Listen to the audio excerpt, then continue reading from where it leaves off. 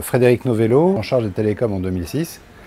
Et c'est à peu près à ce moment-là qu'on a progressivement que s'est monté le projet de mise en place d'un centre de contact national. À vrai dire, le fait générateur s'est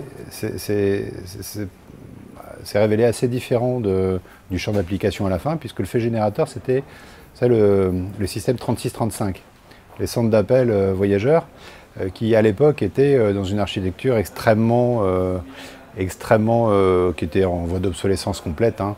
C'était un truc qui était monté avec des plaques régionales et avec des liens de transmission spécifiques entre les différents centres. Donc c'était extrêmement obsolète. Et on s'était dit, a priori, que ce n'était pas forcément une mauvaise idée de moderniser l'infrastructure. Donc on a eu cette idée de monter une infrastructure de type centre de contact virtualisé. C'était la grande époque de la voix sur IP, de la téléphonie sur IP.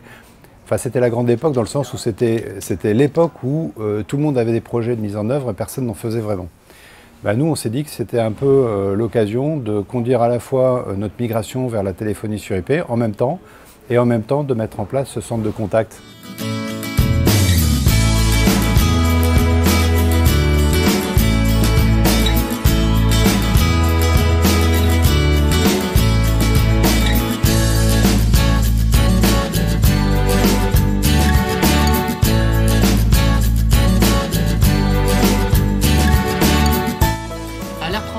SNCF, bonjour. Oui, d'accord, donc vous appelez pour une agression. D'accord. Alors afin de localiser le train, je vais vous poser des questions. Donc à quelle heure vous avez pris ce train et en quelle gare?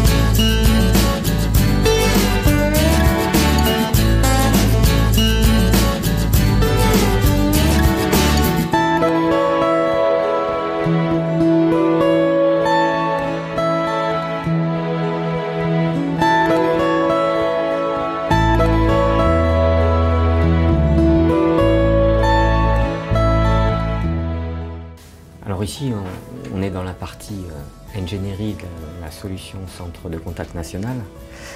Donc en fait, notre rôle, c'est de construire les solutions qui vont permettre aux clients de disposer du service. Alors, c'est une tâche enrichissante parce que d'une part, l'objectif, c'est d'arriver à rendre satisfaction au client. Et d'autre part, on a à mettre en œuvre des solutions techniques robustes et à les mettre en service rapidement pour satisfaire au mieux ses clients.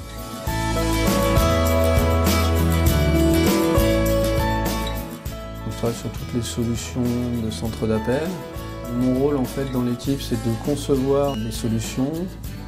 Ça peut aller en fait du développement d'une application vocale, mise en place d'un serveur vocal. Ça peut être aussi du routage d'appels vers des plateaux agents selon différentes stratégies de routage. Et donc en fait par rapport à ça, on travaille en équipe, on conçoit en fait les solutions, on les développe, on les met en production et on fait le support. Donc le support niveau 3 lorsqu'il y a un incident qui est détecté.